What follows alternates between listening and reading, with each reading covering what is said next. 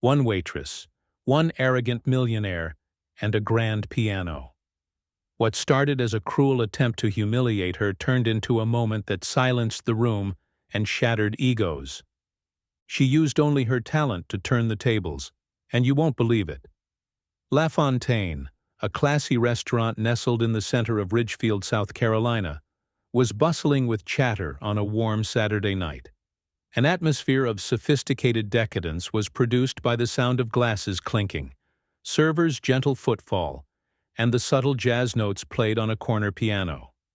Diana was a 28-year-old server who walked quickly between tables, balancing dishes and smiles. She had a gentle manner and a noticeable sparkle in her eyes. Inside, she harbored dreams greater than the opulent dining room surrounding her.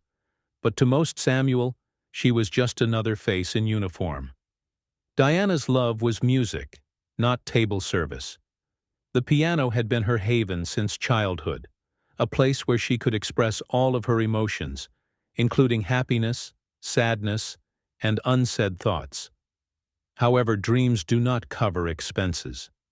She had to work lengthy shifts at La Fontaine as a prerequisite for the music academy, which she yearned to enroll in. Only the employees of the restaurant, who sometimes caught her snatching moments at the ancient upright piano in the back room during breaks, were aware of her gift.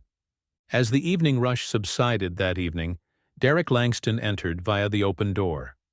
The affluent businessman, who was instantly identifiable, entered the room as if he owned it, accompanied by a few equally well-groomed friends. Known for his sharp tongue and love of show, Derek had an aura of dominance. Even the most experienced employees stood up straighter when he was around. Diana's co-workers looked at each other knowingly. Derek was a difficult visitor because he enjoyed making people angry. But to Diana, he was simply another table to keep track of during a long night's job. However, this evening would not be like the others. Derek looked around the room and found Diana. He paused for a bit, then smirked, as if something about her caught his attention. Diana ignored the weight of his gaze, choosing instead to concentrate on clearing dishes and restocking water glasses. Derek, however, was not finished with her. He had already made up his mind that she would be his entertainment for the evening. Dreams of grandeur frequently seemed as far away as the stars in the little South Carolina hamlet where Diana had grown up. To make sure Diana and her siblings had food on the table, her mother, a single parent and devoted caregiver, had put in double shifts as a nurse. Music had always been a part of their home, even with their limited resources. Diana's passion of music began with her mother's old vinyl recordings and a neighbor's out-of-tune piano. She used that piano as a getaway. Diana spent hours teaching herself how to play while other children played outside. She imitated the radio tunes before experimenting with classical music she discovered in used music books. She performed at church, school recitals, and neighborhood gatherings, demonstrating that her skill was not overlooked. However, her goals were overshadowed by financial obstacles that recognition could not conceal. She realized by the time she turned 18 that a career in professional music would have to wait. Scholarships fell through and obligations to family came first. Diana put her dreams of performing on hold in favor of the necessity of making a living. She couldn't completely give up, though, since the piano was more than just a fantasy. It was who she was. Diana applied for a position at La Fontaine when she arrived to Ridgefield a few years ago, not just because of the salary, but also because of the grand piano that was hidden in the restaurant's corner. She seldom ever had time to play it, but it was comforting to know it was there. She still had music. It was only waiting. Diana, carrying a tray with a well-honed grace, came to their table that evening as Derek and his group sat down. Derek made a joke loud enough for the tables around him to hear and ordered a premium scotch. As she took their orders, Diana smiled politely, her voice firm in spite of the odd energy emanating from him. Glancing at her name badge, Derek asked, "Diana, huh?" She was taken aback by the remark, but she bowed courteously and moved aside to give their orders. "Sounds like someone with a lot of hidden talents." The knowing smile he gave his companion and the way his eyes followed her every step went unnoticed by her. Derek, however, was not merely watching. He was making plans, and Diana would soon be the subject of a show she had not requested. The hum of silverware and laughter filled the room as the night continued as any other. Diana strolled between tables at a steady pace, avoiding Derek's stare.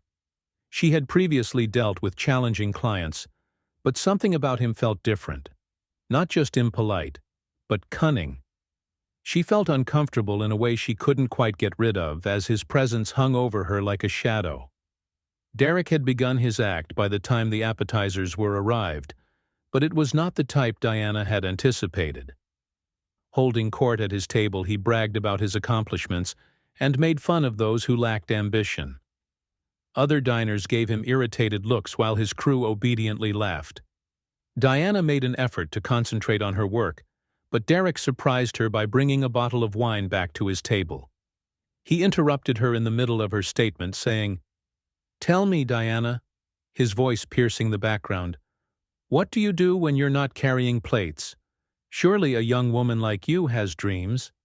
After hesitating, Diana responded thoughtfully. "I play piano sometimes," she murmured quietly, trying to not say too much. Derek's eyes brightened, and a cunning smirk appeared on his lips. "A pianist, huh? How fascinating. Why don't you give us a little performance?" Diana looked up. The weight of his comments seemed to hang in the air as the audience fell silent. She hurriedly answered, "Oh, I couldn't," and forced a tense laugh. Derek wasn't going to let it go, though, saying, "I'm just here to work tonight." He said, "Nonsense," in a loud voice. His friends laughed, obviously enjoying the performance. "There's a piano right there in the corner. Show us what you've got. Surely a future star like you isn't afraid of a little audience." Other diners looked around, interested in the disturbance. Diana felt the heat of their gazes and the impending silent judgment as her chest constricted. Derek's challenge hung in the air, tempting her to accept it or fall beneath its weight, even if she wanted to refuse and leave. Diana stumbled, looking around for encouragement, but even her co-workers were reluctant to step in. "I really shouldn't," she said. Derek smirked as he sipped his scotch and relaxed back in his chair. "Ah, I see," he remarked sarcastically. The statement struck like a slap. "All talk, no talent. That's disappointing." Diana clutched her hands at her sides. She wasn't one to look for conflict, but she was surprised by how he treated her like a joke and a nothing. There was a pause between them as her mother's words replayed in her mind. "Never let anyone make you small, Diana. You're bigger than they'll ever know." Diana looked from Derek to the piano and back again. She took the bait against her better judgment because of his arrogant look. She answered, "Fine," in a steady but quiet voice. The room erupted in excitement as Diana approached the piano, each stride bearing the weight of her defiance and terror. "I'll play." Diana walked over to the shining grand piano, and the entire room seemed to hold its breath. She was isolated from the muttering crowd by the spotlight, created by the mellow glow of the chandelier above. The polished keys shone like a challenge awaiting her as she slid onto the bench, her fingers shaking. Derek, who appeared to have already won whatever game he was playing, was smugly satisfied as he leaned back in his chair behind her. Diana steadied her breathing and closed her eyes for a time. She could hardly think since her heart was beating so loudly. She had been accustomed to intimate community gatherings and church recitals, but this was different. This was antagonistic. This was different. But now there was no going back. She put her hands on the keys and felt the coolness of their surface. The opening notes were tentative, gentle, and somewhat brittle. Someone coughed in the rear of the room, and a few diners moved around in their chairs. Diana ignored them, leaning into the music and becoming more focused. She picked a moving performance of Claude Debussy's music that she knew by heart. The tune poured into the space, twirling through the atmosphere like a delicate yet unbreakable thread. The music expanded as her self-assurance increased. Each chord appeared to contain a piece of her story. The sacrifices her mother made, the nights she spent rehearsing in a little space, the weight of dreams postponed but never abandoned. Her hands moved with a grace that belied the turbulence inside her, and the notes spilled out like a confession. A communal hush took the place of the diner's previous banter. Derek, who had been whispering to his friends, stopped talking. Diana could sense the change in the room without even looking at him. The mocking spirit had vanished, to be replaced by something she couldn't quite put her finger on. Maybe humility, maybe awe. As the music reached its peak, Diana relaxed. She wasn't a struggling dreamer or a waitress for the first time in what seemed like years. She was just herself, an artist. As her fingers moved over the keys, she evoked feelings so intense and unfiltered that they seemed to float in the atmosphere like smoke. The room was completely silent by the time she hit the last chord. There was only the piano's reverberating sound for a brief moment. Uncertain of what would happen next, Diana sat motionless, her hand still on the keys. The audience then burst into applause, as if they had just been freed from a spell. The room was filled with a warmth Diana hadn't anticipated as the tremendous roar echoed off the walls. A few people stood and clapped so enthusiastically that it made her cry. With proud expressions on their cheeks, her colleagues who had been observing from the sidelines joined in. But Derek stayed seated. His smirk had vanished, and in its stead was a look Diana couldn't quite make out. A mixture of discomfiture and shock. He lifted his hands and gave a languid, hollow clap in contrast to the applause he heard. His tentative praise, however, was insufficient to overshadow Diana's recent actions. There was no amount of condescension that could take away her voice. The room seemed to let out a collective sigh as the cheers subsided. Diana stood up carefully, her back straight, but her knees still shaking. Looking around, she recognized for the first time that night that others were actually seeing her, not as spectators, but as witnesses. Something new was conveyed by their expressions: respect, adoration, and even a touch of awe. Instead of turning to face Derek immediately, she nodded courteously to the guests who had clapped the loudest, a tiny smile curling her lips. She was relieved that she hadn't allowed fear to keep her from speaking, not proud. Then, as if drawn to him, she turned to look at Derek. He was still sitting at the table with his hands clasped in front of him. His face was a mask of forced neutrality, as if he couldn't decide whether to double down on his arrogance or accept his mistake. The confident smirk he'd worn so boldly earlier was nowhere to be seen.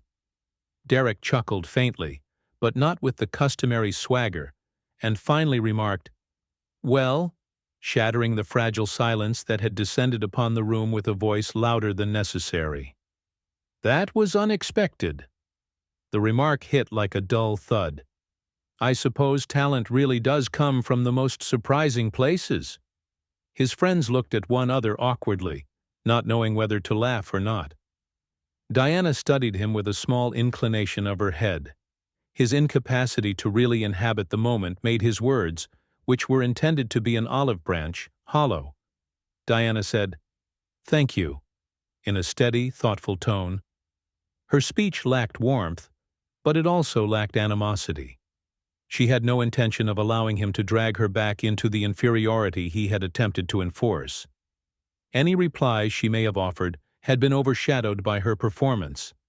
Undesired by the weight of the room's collective gaze, Derek cleared his throat. In a weak attempt to gather himself, he motioned for another drink from the waiter. His words, "You've got quite a gift," came almost reluctantly. Diana gave a single nod while maintaining a fixed look. She stated, "Everyone has a gift," with purposeful weight. The room appeared to pause its breath once more as the slight pain of her statement rippled through the air. "It's how you choose to use it that matters." It wasn't forceful or loud, but it was sufficient. Derek moved in his chair, his customary air of superiority eroding further by the moment. The energy in the room had completely changed, but the guests started to focus again on their food. A deeper understanding and possibly even admiration for the waitress who had served as a reminder of the value of genuineness had replaced the subdued buzz of luxury and pretense. Not only was Derek humiliated, but he was also exposed, and no amount of charm could keep the reality from him. Now, the whole room could see. With the moment's weight pressing down on her chest, Diana moved away from the piano. When she went back to her station, her co-workers welcomed her with silent smiles and subtly supportive nods. Something about her posture had altered, but she still had work to do. She moved more deliberately and held her head somewhat higher. Derek's table was silent.